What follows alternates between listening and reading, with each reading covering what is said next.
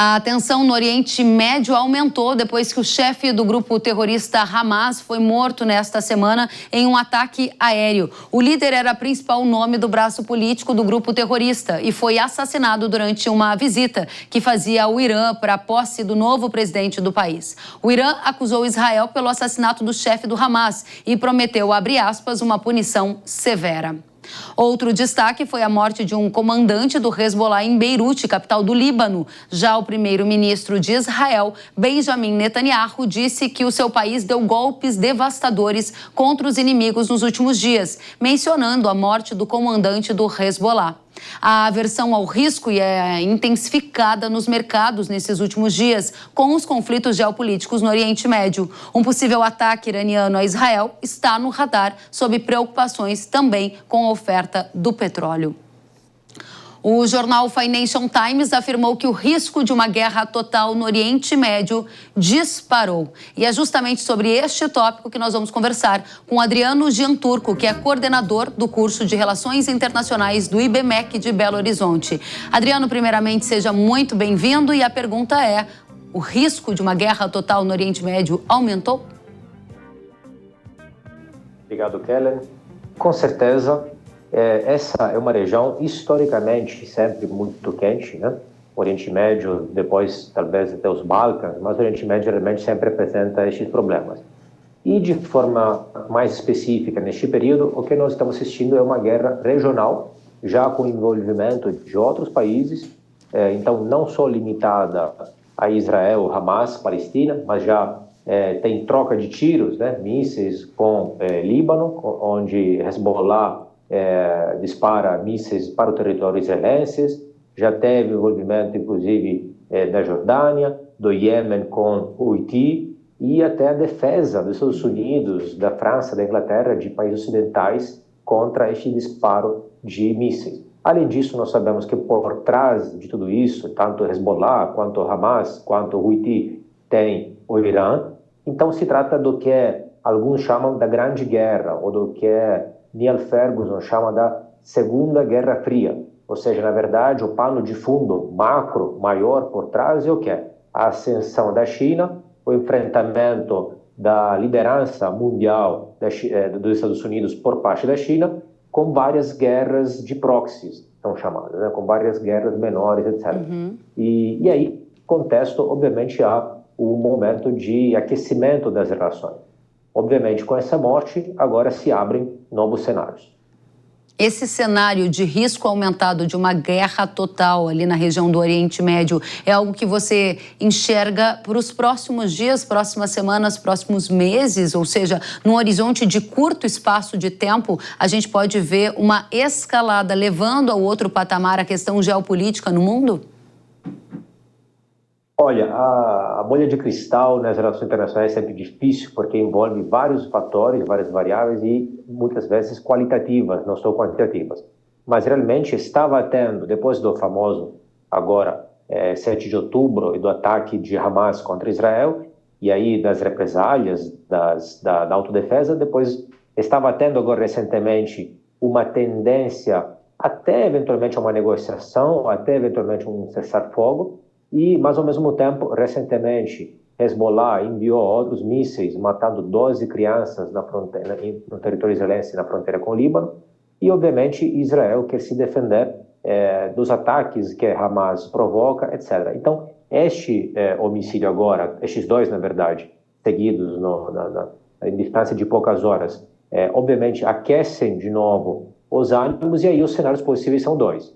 Por um lado, a continuação de ataques indiretos do Irã através do Líbano, de Hezbollah e Houthi e Hamas, ou até um ataque direto do Irã.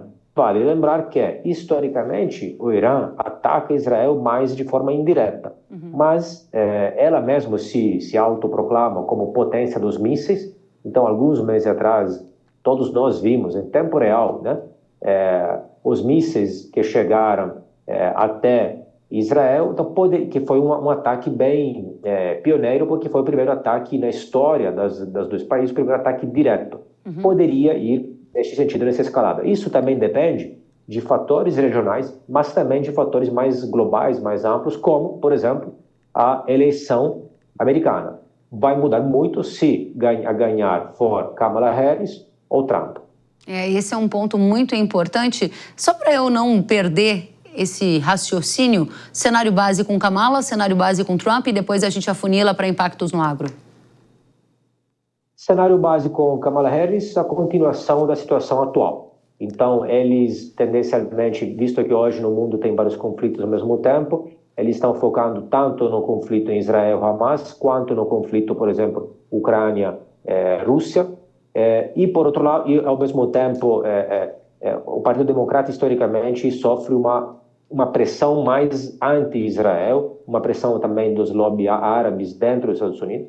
Por outro lado, Trump já sinalizou claramente que quer, talvez, enviar menos armas, menos ajuda, menos dinheiro para a Ucrânia, então talvez pode ter uma maior tranquilidade naquela frente e talvez um foco maior na guerra em Israel. Lembrando que, historicamente, os republicanos tendem a ter em política externa uma atitude mais agressiva, mais potente, o que põe muito mais medo nos países árabes extremistas e talvez pode um pouco acalmar as almas.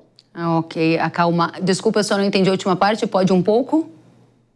E talvez pode acalmar um pouco os ânimos nessa situação. Muito bem. Dentro desse contexto que você está colocando com Kamala ou com Trump, ou ainda nos próximos dias, né, a gente já vê o mercado financeiro apontando uma aversão ao risco que justifica parte de alguns movimentos até de alta do dólar que a gente viu se aproximando de 5,80 aqui no Brasil nesta semana. Para o agro, essas questões geopolíticas têm grande importância. No caso do Oriente Médio, eles são importantes clientes do nosso setor. Segundo o INSPER, que estuda essas questões, o Brasil é o segundo maior fornecedor de produtos do agro para Israel, para o Egito, para a Arábia Saudita e para o Irã. Uma escalada do conflito na região gera preocupações em relação a petróleo, a fertilizante, entre outras questões no comércio. O que é possível olhar para a história e projetar para o futuro dentro desse contexto, professor? Perfeito, isso mesmo. O Brasil é um grande tanto exportador quanto importador, é bom lembrar, exatamente. Estes são os países para os quais mais exporta. O Brasil exporta principalmente carne, a carne halal, nos últimos anos, os países árabes, que é um corte especial, que respeita as regras da religião islâmica, etc. O Brasil se especializou muito nisso, então eles privilegiam muito a carne halal brasileira. O Brasil exporta muita carne para lá. Mas também o Brasil importa especialmente também da Arábia Saudita e dos países árabes unidos. Então, importa o quê? Produtos de petróleo e derivados de petróleo. Pesticidas também são derivados de petróleo e oscilam muito com base no petróleo, com base no dólar. Então, isso pode ser uma das primeiras implicações. Outra implicação é exatamente a exportação de carne para os países árabes. É bom entender que quando há conflitos, é óbvio que isso afeta o comércio, afeta a economia, mas não é que eles parem totalmente de comer carne ou de importar. Eles continuam importando, só que às vezes complica a questão logística. Alguns portos, algumas regiões, se estiverem no meio de conflitos armados mesmo, se torna impossível dos navios abordar, atracar, e aí o frete fica mais complexo, o frete fica mais caro, aí eles exigem um preço de venda mais baixo. Então, geralmente, afeta mais o preço de venda. Muito bem. Lembrando que muito se fala do seguinte, mas o Irã é um país que importa muito do Brasil, um importante parceiro econômico. Isso é verdade, mas outros países também. Os países árabes não são um bloco monolítico. Tem países mais moderados e tem países menos moderados. Então, se aliando com alguns destes países, tem um perigo de se distanciar ou até, eventualmente, perder parcerias, alianças, interesses econômicos com países mais moderados. Muito bem. Professor, uma última questão ainda sobre esse tema Oriente Médio. Qual é o cenário base para petróleo? Porque ali a gente tem uma das maiores reservas do mundo. Pois é. O petróleo oscila muito também com as relações internacionais, com os fluxos financeiros internacionais. O Brasil também é um produtor de petróleo, só que há também qualidades diferentes de petróleo. Então, não obstante o Brasil produza petróleo, o Brasil também importa especialmente, como você está falando, a área, por exemplo, do Mato Grosso, etc., importa pesticidas, que são também produtos derivados do petróleo. E aí o petróleo, obviamente, o Oriente Médio hoje não é o único produtor de petróleo, Estados Unidos, Canadá, Noruega, Venezuela, mas o Brasil produz, mas é o primeiro bem que pode ser afetado por uma eventual escalada do conflito. Então é muito bom ficar de olho tanto no petróleo em si, como bem fim em si mesmo, para combustíveis, etc., quanto como o petróleo acaba afetando toda a cadeia produtiva de outros produtos, da química de forma geral, da indústria de forma geral, que muitas vezes nem ficamos pensando. Para a gente fechar o tema Oriente Médio, estamos no momento do ano de risco, do maior risco de uma escalada de um conflito total no Oriente Médio? É nesse momento que nós estamos? Estamos, com certeza. As coisas não estão indo na direção desejada. Okay. De forma geral, tem um fator que pode muito bem dar uma sinalização muito boa disso, que é o seguinte: gasto militar. Todos os países do mundo estão aumentando o gasto militar. Isso mostra duas coisas. Que, por um lado, estão prevendo uma maior probabilidade de um conflito militar, tanto naquela região quanto em outras regiões. Por outro lado, paradoxalmente, o aumento do gasto militar faz com que também o conflito militar se torne mais provável. Porque um dos paradoxos das relações internacionais é que um país se arma com medo de um possível conflito armado e aí o outro também se arma. E neste clima de desconfiança pode acontecer algo deste tipo. Então o conflito pode se intensificar e se ampliar. Muito importante, é quase uma profecia autorrealizável, né? Eu aguardo a sua presença para a gente trocar da geopolítica do Oriente Médio para a América Latina. Voltamos com você em poucos segundos. O governo dos Estados Unidos afirmou que Nicolás Maduro perdeu as eleições presidenciais na Venezuela. Segundo o departamento norte-americano, os boletins divulgados pela oposição mostram a vitória de Edmundo González. No começo da semana, a Justiça Eleitoral da Venezuela, órgão controlado pelo governo de Maduro, disse que ele venceu a disputa, enquanto a oposição não reconheceu o resultado. Na semana, aumentou a pressão internacional para que o presidente divulgasse as atas eleitorais. Milhares de pessoas foram às ruas protestar contra o resultado que declarou Maduro vencedor. Ainda sobre geopolítica e impactos no agro, o nosso foco agora é a América Latina. Professor Adriano, a demora do governo Lula em se posicionar sobre a eleição na Venezuela, a presença do vice-presidente Geraldo Alckmin na cerimônia de posse do novo presidente do Irã e a proximidade do governo Lula com países como a China indicam que o Brasil está mais próximo do eixo das ditaduras? Com certeza. Se ainda faltavam sinais. Eu diria mais que uma simples demora, na verdade. Teve até sinais opostos, né? Primeiro, a nota do PT defendendo o resultado das eleições. E nós sabemos que o líder máximo, de fato, além da questão formal do PT, é o mesmo presidente Lula. É improvável que eles tenham soltado uma nota daquele tipo sem ter antes consultado o presidente Lula. Teve também algumas falas muito equivocadas do mesmo presidente e depois o mesmo governo tentou costurar de novo formalmente, etc., junto com o Itamaraty. O mesmo Itamaraty ficou muito irritado pelas falas do presidente Lula. Então, na verdade, depois acharam um compromisso, quando, na verdade, de fato, a fraude está mais clara. É só uma questão agora de comprovar. O mesmo Maduro, inclusive, até antes das eleições, foi muito explícito. Se nós não ganharemos, ele falou, terá guerra. Então, mais que isso, é difícil de entender.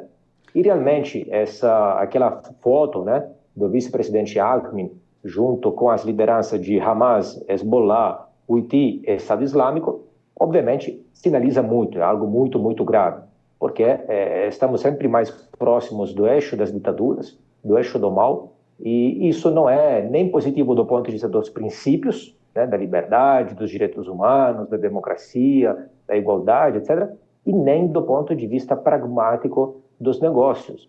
É verdade, como eu estava falando antes, que alguns desses países são importantes clientes e fornecedores do Brasil, mas outros países do outro eixo também são. Então não é bom irritar outros países que também são importantes parceiros econômicos. Por exemplo, na cerimônia de posse do presidente do Irã, ali, na ocasião da famosa foto do Alckmin com os líderes de Hamas, Estado Islâmico, Hezbollah, Houthi, etc., foi gritado, morte a Israel, morte a Estados Unidos.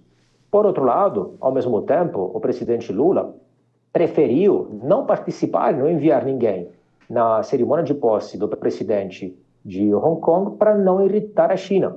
Então, se escolhe irritar os Estados Unidos e Israel e não irritar a China. Essa é uma escolha que tem também impactos econômicos. Importante essa sinalização, o fato que você está jogando luz e algo que você disse há pouco sobre uma declaração de Maduro dizendo que se houvesse uma derrota nas eleições haveria um banho de sangue, né? Uma guerra civil, algo nessa direção. Me perdoe se não estou sendo precisa ao me referir às palavras do Maduro. Meu foco aqui é da ideia geral. E dentro dessa ideia geral, reverberando algo que você disse, aumenta o risco de uma guerra na fronteira com o Brasil em função de toda essa crise pós-eleição. Agora, Estados Unidos não reconhece resultado, outros países também não. Maduro se diz, sim, eleito e a população está indo às ruas. Existe o risco da gente ver uma escalada das tensões, até eventualmente uma anexação da parte do território da Guiana para desviar o foco de toda essa discussão da eleição para um outro foco? O risco existe, realmente ninguém sabe se isso vai acontecer. Vale lembrar que nós já estivemos em cenários muito similares em todas as outras vezes que teve eleições recentemente na Venezuela.